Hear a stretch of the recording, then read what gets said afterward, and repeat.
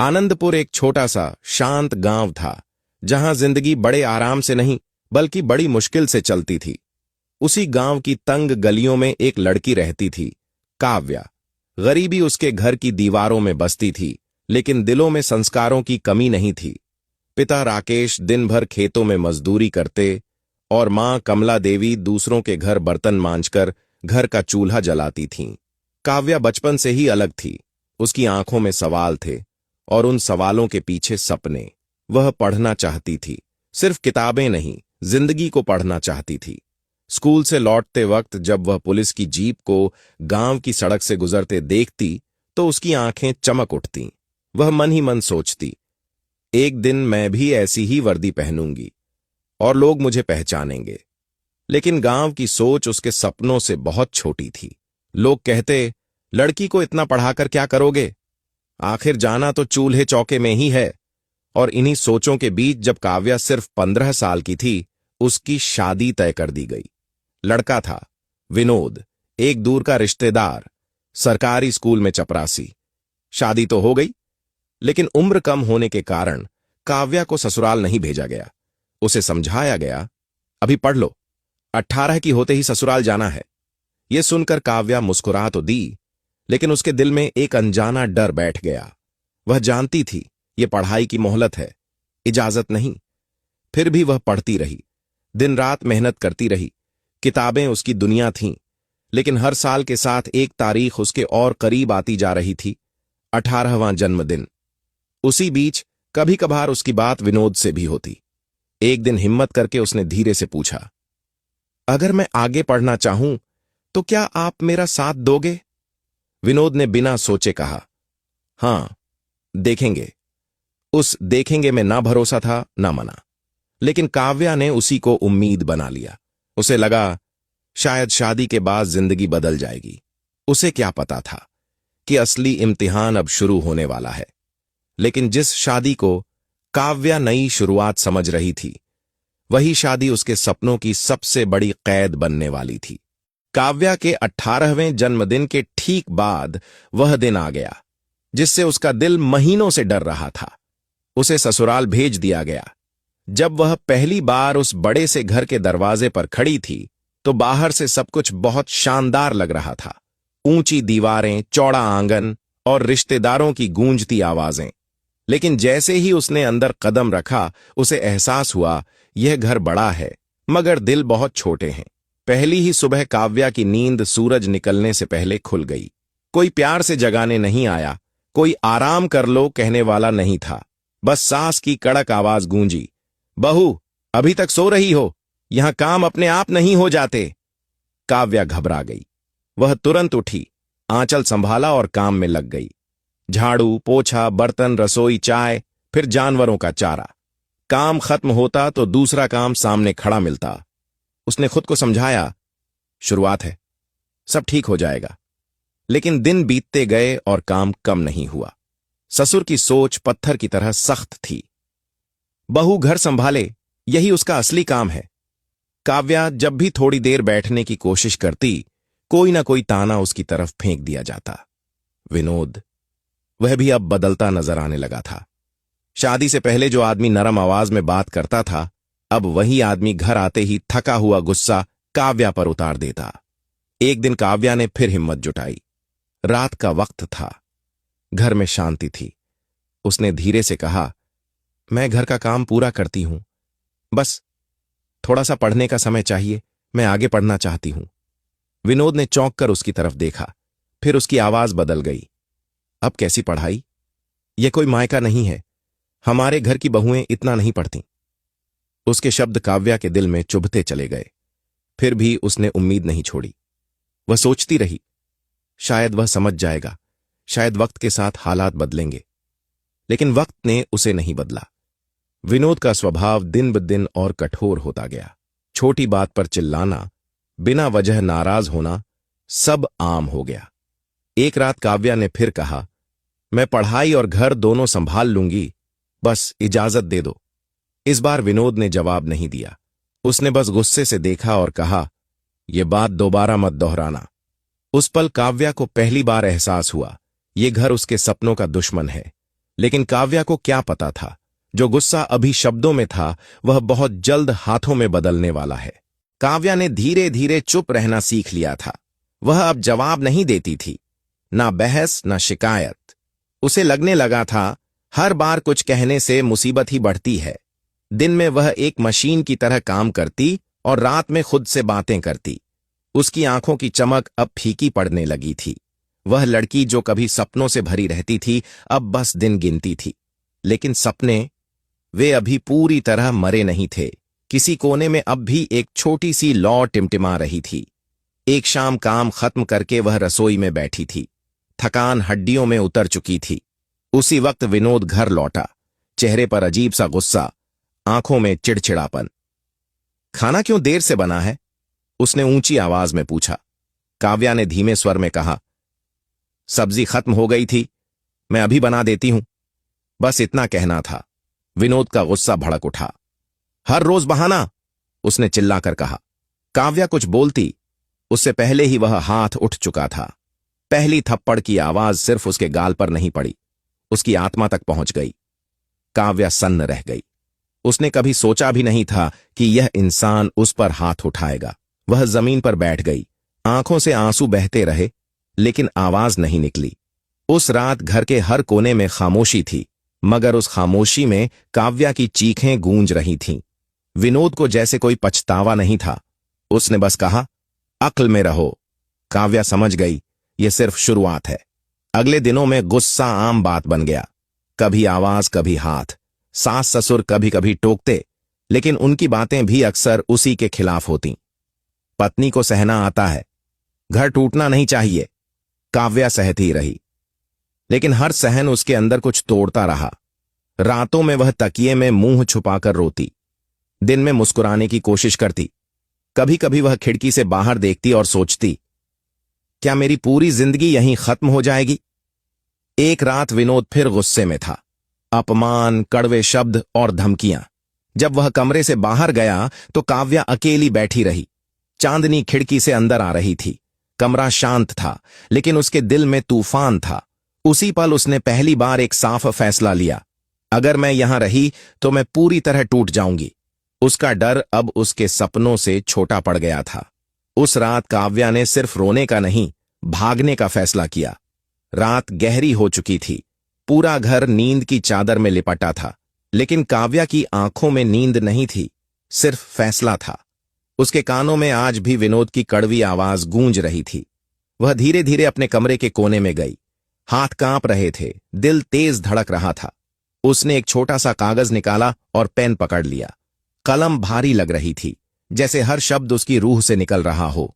उसने लिखा, विनोद, जब मेरी शादी तुमसे हुई थी तब मैं बच्ची थी। मैंने कभी तुम्हें दुश्मन नहीं माना। मुझे लगा तुम मेरा साथ दोगे, लेकिन तुमने मेरी आवाज छीन ली, मेरे सपनों को कुचल दिया। मैं जा रही हूं, क्योंकि अगर मैं रुक गई तो खुद को खो दूंगी। मेरे सपने अभी जिंदा हैं और मैं उन्हें मरने नहीं दूंगी। कागज रखते वक्त उसकी आंखों से आंसू टपक पड़े। वह जानती थी इस रास्ते से लौटना आसान नहीं होगा, लेकिन रुकना उससे भी ज्यादा मुश्किल था। उसने चुपचाप एक छोटा सा थैला उठाया, कुछ कपड़े, थोड़े पैसे और सबसे जरूरी, अपना सपना। दरवाजा खोलते वक्त उसने पीछे मुड़कर देखा, वही कमरा जहां वह टूटी थी, जहां उसने खुद को खोया था। फिर उसने दरवाजा बंद किया। बिना आवाज किए वह आंगन पार कर गई। सास ससुर, विनोद, तीनों गहरी नींद में थे। बाहर की हवा ठंडी थी और डर से भरी हुई। गांव की गलियां अंधेरे में डूबी थीं। कहीं कहीं कुत्तों के भौंकने की आवाज उसकी धड़कनों से टकरा रही थी। हर कदम के साथ डर भी चल रहा था और आजादी भी। स्टेशन गांव से 5 किलोमीटर दूर था। कोई सवारी नहीं, कोई सहारा नहीं, बस उसके पैर और उसका हौसला। कई बार लगा कि कोई देख ना ले, कई बार पीछे मुड़कर देखने का मन हुआ, लेकिन हर बार उसने खुद से कहा, अगर आज रुक गई तो जिंदगी भर रुक जाऊंगी। करीब 1 घंटे बाद स्टेशन की लाइट उसे दिखाई दी। उसने राहत की सांस ली। पैसे बहुत कम थे, फिर भी उसने दिल्ली का टिकट लिया, क्योंकि उसे पता था छोटे सपनों के लिए छोटी जगह काफी होती है, लेकिन बड़े सपनों के लिए बड़ा शहर चाहिए। जब ट्रेन आई तो उसका दिल कांप रहा था। वह खिड़की के पास बैठ गई। जैसे ही ट्रेन चली, अंधेरा पीछे छूटने लगा। क्षितिज पर सुबह की हल्की रोशनी उभर रही थी और काव्या ने पहली बार महसूस किया वह भाग नहीं रही थी, वह अपनी जिंदगी की तरफ बढ़ रही थी। लेकिन दिल्ली वह सपनों का शहर भी था और इम्तिहानों का समंदर भी। दिल्ली। जब ट्रेन ने स्टेशन पर कदम रखा तो काव्या को ऐसा लगा जैसे वह किसी और ही दुनिया में आ गई हो। लोगों की भीड़, भागती जिंदगी, हर चेहरे पर अपनी अपनी लड़ाई। वह बिल्कुल अकेली थी, न कोई जान पहचान, न कोई सहारा। पेट में भूख थी, पैरों में दर्द, लेकिन आंखों में डर से ज्यादा जुनून था। सबसे पहले उसे रहने की जगह चाहिए थी। वह एक के बाद एक मकान पूछती रही। कहीं किराया बहुत ज्यादा था तो कहीं अकेली लड़की देखकर दरवाजा ही बंद कर दिया गया। आखिरकार उसे एक छोटा सा कमरा मिला। टूटी दीवारें, एक बल्ब और फर्श पर बिछाने के लिए एक पुरानी चादर। यही उसका नया घर था। अगली सुबह से काम की तलाश शुरू हुई। 4 घरों में झाड़ू पोछा, बर्तन, बुजुर्गों की देखभाल। दिन की शुरुआत सुबह 4 बजे होती और शाम तक शरीर जवाब दे देता। महीने के आखिर में जो पैसे मिलते उसी से खाना, कमरा और किताबें सब चलती। कोई बचत नहीं, कोई आराम नहीं। दोपहर के थोड़े से समय में वह पुरानी किताबें खोलती।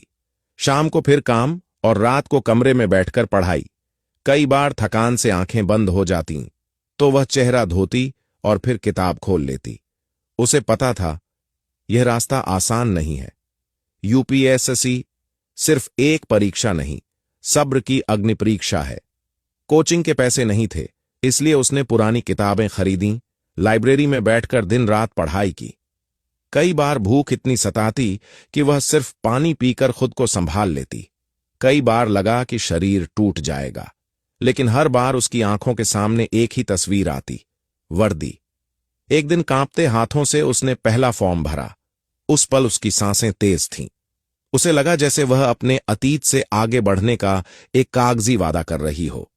दिल्ली की रातें उसके लिए बहुत लंबी थीं। एक कमरा, एक कुर्सी, एक मेज और सपनों का बोझ। वह जानती थी अगर वह हार गई तो लौटने के लिए कुछ नहीं होगा। लेकिन पहली परीक्षा अक्सर सबसे कठिन नहीं होती, सबसे बेरहम होती है। परीक्षा का दिन आ गया था। काव्या सुबह से ही अजीब सी बेचैनी में थी। हाथ में एडमिट कार्ड, आंखों में डर और दिल में उम्मीद। एग्जाम सेंटर के बाहर भीड़ जमा थी। लड़के लड़कियां, महंगी किताबें, आत्मविश्वास से भरे चेहरे। एक पल के लिए काव्या ठिठक गई। उसने खुद से पूछा, क्या मैं इन सबके बीच खड़ी हो सकती हूं? लेकिन अगले ही पल उसके अंदर से एक आवाज आई, जिसने इतनी दूर तक अकेले सफर किया है वह यहां से पीछे नहीं हटेगी। परीक्षा शुरू हुई। उसने पूरी ईमानदारी से हर सवाल किया। जहां आता था वहां पूरे मन से लिखा। जब परीक्षा खत्म हुई तो उसे अजीब सी शांति मिली। उसे लगा मैंने अपना पूरा 100% दिया है। दिन बीतते गए, इंतजार लंबा होता चला गया। रिजल्ट वाले दिन उसकी सांसें तेज थीं। वह कंप्यूटर स्क्रीन पर बार बार रोल नंबर खोज रही थी। ऊपर, नीचे, फिर ऊपर, फिर नीचे, नाम नहीं था। उसकी उंगलियां ठंडी पड़ गईं, पैर सुन्न हो गए। कमरे में एक बुझा हुआ बल्ब था और उसके अंदर भी अंधेरा उतर आया। वह फर्श पर बैठ गई, आंसू अपने आप बहने लगे। उसे लगा जैसे जिंदगी फिर से उससे मजाक कर रही हो। माँ बाप का चेहरा याद आया, ससुराल की यादें, विनोद का गुस्सा, वह थप्पड़, सब एक साथ सामने आ गए। एक पल को उसने सोचा, शायद मैं गलत थी, शायद यह सपना मेरे लिए नहीं था। कमरे की दीवारें जैसे उसे घूर रही थीं। वह देर तक चुपचाप रोती रही। उसी वक्त दरवाजे पर हल्की सी दस्तक हुई। बाहर उसकी पड़ोसन पूजा खड़ी थी। पूजा 4 साल से तैयारी कर रही थी। उसने काव्या को देखा तो सब समझ गई। वह उसके पास बैठी और धीरे से बोली, पहली बार में किसी का चयन नहीं होता। तुम्हारी मेहनत कभी बेकार नहीं जाएगी। जो आज टूटता है वही कल सबसे मजबूत बनता है। पूजा की बातें काव्या के दिल में एक चिंगारी बनकर उतरी। पूजा चली गई। काव्या ने आंसू पोंछे और खुद से कहा, मैंने अपनी जिंदगी बदली है तो एक हार मुझे रोक नहीं सकती। अगली सुबह वह फिर लाइब्रेरी गई। वही किताबें, वही मेहनत, लेकिन इस बार पहले से ज्यादा आग के साथ। लेकिन दूसरी कोशिश सिर्फ मेहनत नहीं, किस्मत भी मांगती है। पहली हार के बाद काव्या बदली नहीं। और ज्यादा सख्त हो गई। अब वह सिर्फ पढ़ नहीं रही थी, वह खुद को हर दिन परख रही थी। सुबह 4 बजे फिर वही अलार्म, 4 घरों का काम, झाड़ू पोछा बर्तन बुजुर्गों की देखभाल। शरीर थक जाता लेकिन दिमाग नहीं रुकता। दोपहर होते ही वह लाइब्रेरी पहुंच जाती। पुरानी किताबें, नोट्स और सवालों की बारिश। अब उसे समझ आ गया था, यह परीक्षा सिर्फ याददाश्त नहीं, समझ मांगती है। कमरे की दीवार पर एक कागज चिपका था, उस पर लिखा था, एक दिन मैं अफसर बनूंगी। हर रात सोने से पहले वह उसे देखती और खुद से कहती, आज भी हार नहीं मानी। दूसरी परीक्षा का दिन आया। इस बार डर नहीं था, बस गंभीरता थी। एग्जाम हॉल में बैठते ही उसने आंखें बंद कीं। एक पल के लिए उस अंधेरी रात को याद किया जब वह गांव से भागी थी, और फिर पेन उठाया। इस बार हर सवाल में उसकी जिंदगी की कहानी थी। परीक्षा खत्म हुई। अब शुरू हुआ सबसे मुश्किल हिस्सा, इंतजार। दिन बीतते गए। हर सुबह वह वेबसाइट खोलती, हर शाम दिल बैठा रहता, कभी उम्मीद कभी डर। रिजल्ट वाले दिन उसकी सांसें फिर तेज हो गईं। कंप्यूटर स्क्रीन के सामने उसके हाथ कांप रहे थे। उसने एक बार आंखें बंद कीं और फिर नाम ढूंढना शुरू किया, ऊपर नीचे, और अचानक वह रुक गई। उसका नाम सूची में था। पहले तो उसे यकीन ही नहीं हुआ। उसने पूजा को बुलाया, जरा देखना, मैं गलत तो नहीं देख रही? पूजा ने स्क्रीन देखी और खुशी से चिल्ला उठी, काव्या, तुम पास हो गई। उस पल काव्या के पैरों तले जमीन नहीं थी। उसकी आंखों से जो आंसू गिरे वे दर्द के नहीं थे, वे उस हर रात का जवाब थे जो उसने अकेले रोते हुए गुजारी थी। कुछ दिनों बाद फाइनल लिस्ट आई और काव्या का नाम बेहतरीन रैंक के साथ डीएसपी के लिए चुना गया। जब उसने पहली बार पुलिस की वर्दी पहनी तो आईने में खुद को पहचान नहीं पाई। वह वही लड़की थी जो कभी डरकर भागी थी, और आज वही लड़की कानून की रखवाली करने जा रही थी। लेकिन सफलता के शोर के बीच एक नाम अब भी उसके दिल में गूंज रहा था, विनोद। डीएसपी बनने के बाद काव्या की जिंदगी पूरी तरह बदल चुकी थी। सरकारी गाड़ी, सरकारी मकान, हर जगह सम्मान। लोग दूर से सलाम करते और उसकी पहचान अब सिर्फ नाम नहीं, एक पद बन चुकी थी। लेकिन इन सब के बीच उसके दिल में एक सन्नाटा था, एक सवाल जो कभी पूरी तरह खामोश नहीं होता, विनोद कहां है? वह कभी कभी सोचती, इतने सालों में उसने मुझे ढूंढने की कोशिश क्यों नहीं की? क्या उसे कभी मेरी याद नहीं आई? एक दिन सरकार की तरफ से एक अहम आदेश आया। अयोध्या में बड़े धार्मिक आयोजन की सुरक्षा व्यवस्था काव्या को सौंपी गई। अयोध्या, जहां हर दिन लाखों श्रद्धालु आते हैं। संकरी गलियां, भीड़ का सैलाब, और जरा सी चूक बड़ी अनहोनी बन सकती थी। काव्या ने बिना किसी हिचक जिम्मेदारी संभाली। वह उन अफसरों में से नहीं थी जो सिर्फ फाइलों में काम करें। वह खुद मैदान में उतरी।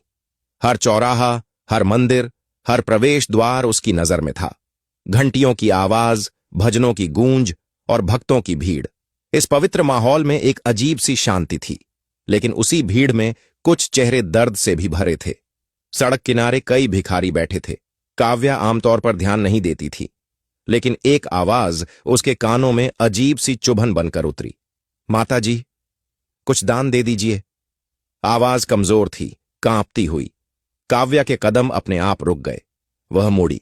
सामने एक आदमी बैठा था, फटे कपड़े, गंदगी से भरा चेहरा, लंबी बिखरी दाढ़ी। पहचान में नहीं आ रहा था, लेकिन दिल अचानक जोर से धड़क उठा। उसने ध्यान से देखा और उसी पल उसकी सांस अटक गई। वह चेहरा, वह आंखें, वह कोई और नहीं था, विनोद।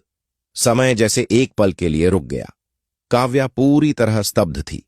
वह आदमी जिससे वह भागी थी आज उसी शहर में भीख मांग रहा था। उसकी टीम उस भिखारी को हटाने लगी।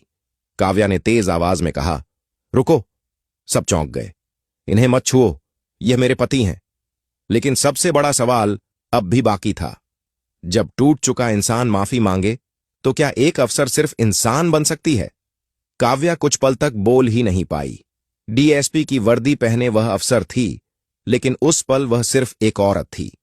सामने बैठा आदमी पहले जैसा नहीं था, न वह रौब, न वह गुस्सा, सिर्फ हड्डियों में सिमटा एक टूटा हुआ इंसान। विनोद की नजर धीरे धीरे ऊपर उठी। जब उसकी आंखें काव्या से मिलीं तो जैसे उसकी सांस अटक गई। काव्या, उसकी आवाज कांप रही थी, आंखों में शर्म, डर और पछतावे की गहरी परछाई। वह कांपते हाथों से चेहरा ढकने लगा। यह सच है क्या? तुम अफसर बन गई? काव्या के दिल में एक तूफान मचल रहा था। यही वह आदमी था जिसके गुस्से ने उसे घर छोड़ने पर मजबूर किया, जिसने उसके सपनों को बेमतलब समझा, और आज वही आदमी सड़क पर बैठा था। उसकी टीम असमंजस में थी। इतनी बड़ी अफसर का पति इस हालत में। काव्या ने इशारे से सबको थोड़ा दूर हटने को कहा। वह उसके पास धीरे से बैठ गई। यह क्या हाल बना लिया है तुमने? उसकी आवाज में गुस्सा नहीं था, बस हैरानी थी। विनोद की आंखों से आंसू बहने लगे। मेरी गलतियों ने सब छीन लिया। वह फूट फूट कर रो पड़ा। तुम्हारे जाने के बाद सब बिखर गया। उसने सिर झुका लिया। मैं तुम्हें ढूंढता रहा, लेकिन कभी नहीं पा सका। मेरे मां बाप की मौत हो गई, मैं अकेला रह गया। गुस्सा, नशा, सबने मुझे खा लिया। हर शब्द उसकी हार का सबूत था। काव्या चुपचाप सुनती रही। पुराने घाव फिर से हरे हो रहे थे, लेकिन उसके सामने अब वह आदमी नहीं था जो उसे मारता था। उसके सामने एक सजा पाया हुआ इंसान था। मैंने सब खो दिया काव्या, वह बोला। अगर मैंने तुम्हारा साथ दिया होता तो शायद आज मेरी जिंदगी भी ऐसी ना होती। उसकी आवाज टूट गई। भगवान ने मुझे मेरी हर गलती की सजा दे दी। काव्या ने गहरी सांस ली। उसके अंदर गुस्सा था, दर्द था, लेकिन साथ ही एक नरम सी इंसानियत भी जाग रही थी।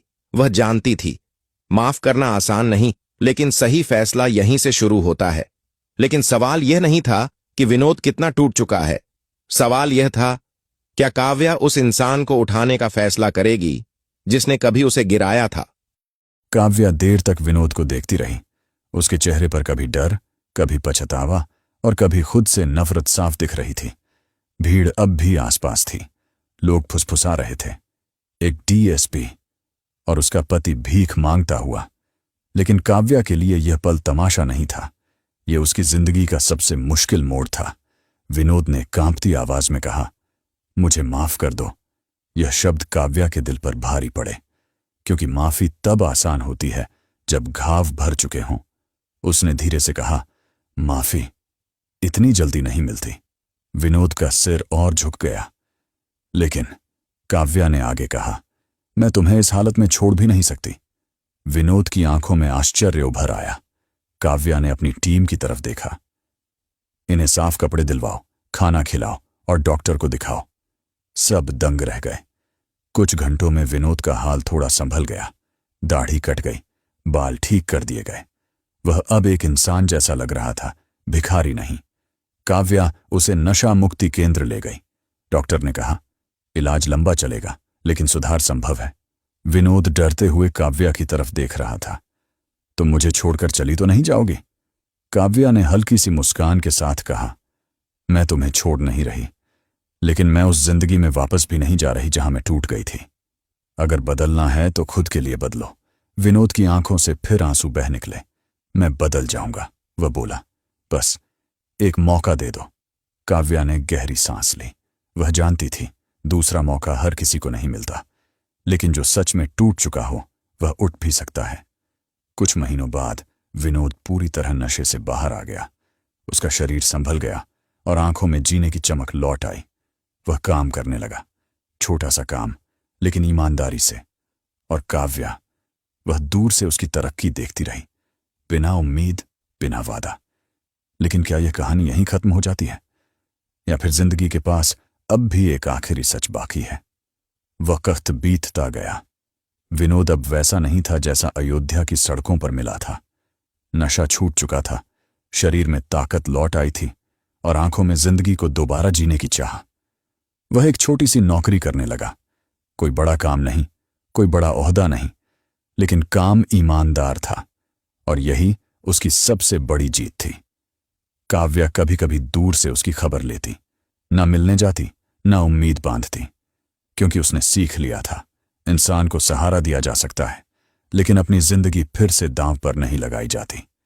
एक दिन विनोद खुद उससे मिलने आया। सामने वही डीएसपी थी, आत्मविश्वास से भरी, मजबूत और शांत। विनोद ने सिर झुकाकर कहा, मैं जानता हूं, मैंने तुम्हें बहुत दर्द दिया। तुमने मुझे जीने का दूसरा मौका दिया, लेकिन मैं यह उम्मीद नहीं रखता कि तुम मेरी जिंदगी में वापस आओ। उसकी आवाज में अब कोई जिद नहीं थी, सिर्फ स्वीकार था। मैं बस यह कहना चाहता हूं, अगर तुम उस रात घर से न जाती तो आज तुम यहां ना होती, और अगर तुम आज मुझ पर दया न करती तो शायद मैं भी जिंदा ना होता।